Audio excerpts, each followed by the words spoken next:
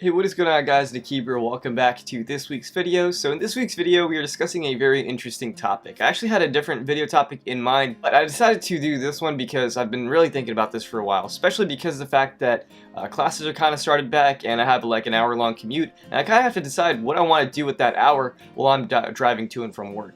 Do you waste it on music? Do you waste it on other things and just aimlessly driving? Or do you actually use that time to do something productive? I know you're probably thinking like, what can you really do? You're driving. But what I mean is like from the listening aspect of things. Chances are if you guys have like a long commute, you guys probably already know that you probably waste a lot of time listening to music and stuff like that. So I decided, you know what? Let me give audiobooks a try.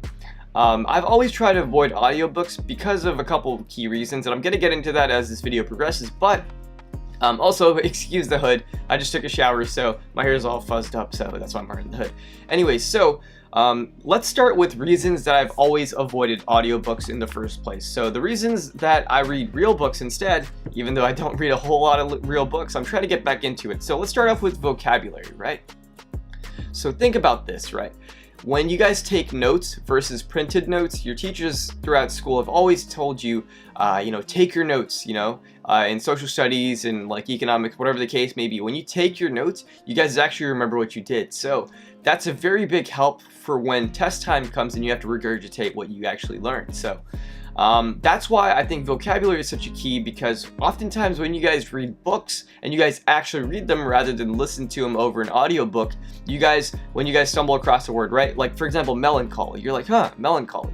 You probably know what that means. But if you're in the 5th grade, right, and you guys didn't know what melancholy means, and you guys went and looked that word up and you guys meant, it's somber, it's sad. Okay, then you guys start incorporating that word into your vocabulary, right? You guys expand it like that. I specifically remember a case back in the 3rd grade, right? There was this kid named Griffin. I don't know what happened to him, but there's this kid named Griffin. He used to be the smartest kid in the class. And one day the teacher asked him in front of the class, "Hey Griffin, how are you so smart? How do you get all these words that you're using in your day-to-day vocabulary?" And his one answer was, "I read books."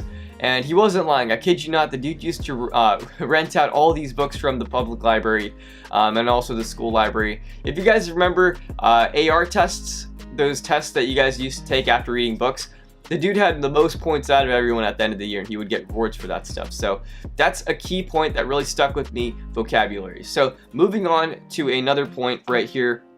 I kind of touched on this before, right? It sticks with you. So you guys are going to think that I'm a dork when I give this example, but back in the day when I used to watch anime, right? I would oftentimes have a notebook that I would watch and write down different things with, right? Because oftentimes when they're translating that stuff from Japanese to English, the translators have a very colorful language that they like to use. So this kind of ties hand in hand with vocabulary. Oftentimes they would use these weird phrases or words. I'm like, you know what? That seems interesting. I don't think I've ever heard that before. Let me write it down. So once again, I would actually take notes while I was watching these shows. So, and it really helped out because those things, once again, I would incorporate it into my everyday language because it would stick in my head. So these different phrases, different sayings that you guys would hear, similarly in books, when you guys read books, right? Especially like self-help books, those things, for example, right here, right? This one is a checklist manifesto. If you guys can see that, if it'll focus. But yeah, so this was recommended to me by a friend, Shihab. As a matter of fact, he was on last week's video, if you guys remember that. But books like this, right? Oftentimes when you guys are reading, not just that, any other self-help book, you guys will run across a lot of things where you guys just don't understand that and you guys need to do more research. So when you guys actually take notes while you guys are doing that kind of stuff, it really helps you guys go back, look back onto what you guys read, reflect, and incorporate it into your daily life. I mean, that's the purpose of self-help books at the end of the day, right? So another topic why reading books I feel is important over audiobooks is that it gives you discipline in your life, right? Because books aren't just something you guys can do while driving unless you're listening to an audiobook, right? You actually have to incorporate time into your day to read these books. And that really teaches you discipline because everyone's lives are busy, especially if you guys have work, especially if you guys have school, right? Or sports or whatever the heck you guys might do. Rather than playing video games for hours on end when you guys have some free time, The fact that you guys are incorporating a couple hours or even 30 minutes a day just to read books, even if you guys like, when you guys are on the toilet or when you guys are sleeping, right? 20 minutes before you guys fall asleep. If you guys incorporate some time to read books, that shows you guys some self-discipline, and that actually shows that you guys aren't a slave to your electronic devices. You guys can actually put them down and do something useful with your time. That, and the last topic I'm going to touch on as far as reading books goes is I always thought listening to audiobooks was cheating in a way, right? You're not actually reading the material. You're just, somehow gaining the material, if you guys are really paying attention. But for example, here's a book, right? The Cruel and Shocking Truth, if you guys can see that. This is a book about the John F. Kennedy shooting and everything, all the secret details behind it that the public doesn't really know, or they never really cared to find out, right? Like the magic bullet that they claim, stuff like that. So, in a book like this, it's pretty freaking thick, right? That's a pretty freaking thick book. When you guys finish actually reading that, you guys feel accomplished. You guys feel like you actually did something. And once again, it ties into everything I just said. You retain that information, you do all that kind of stuff. But when you guys are listening to this book, the same book on an audiobook, it's just not the same effect, right? I always just thought of it as cheating. So that's why I have always read books rather than listen to audiobooks. But the thing is, it's 2021, times have changed. Now I'm going to give you guys a couple reasons and benefits why you guys should listen to audiobooks and why I'm personally starting to listen to audiobooks. As a matter of fact, last week I actually downloaded Audible and a couple other audiobook apps, and I've been using those recently. So there's a lot of cool stuff. There's even some exclusives on those apps like Audible that you guys wouldn't find in book form, right? A lot of self-help stuff. You guys really into that kind of stuff, like getting your life organized, podcasts. If you guys are really into that stuff, Audible is the way to go. So let's get into the reasons why I think audiobooks are great and why I'm personally going to be switching. So the first thing is you guys can get information on the go. This is kind of counterintuitive to what I said before with retaining information, but think about this. This really goes for like the category of self-help books, because think about this.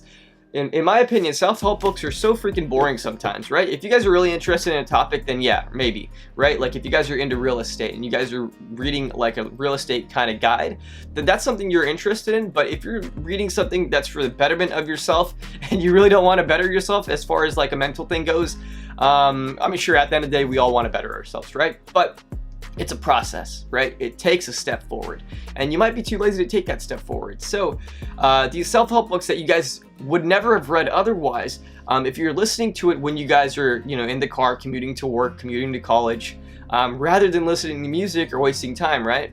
If you guys are listening to that, at least you'll pick up something in your brain that might even stick, right? And another thing is, everyone's got earbuds nowadays, these Bluetooth headphones.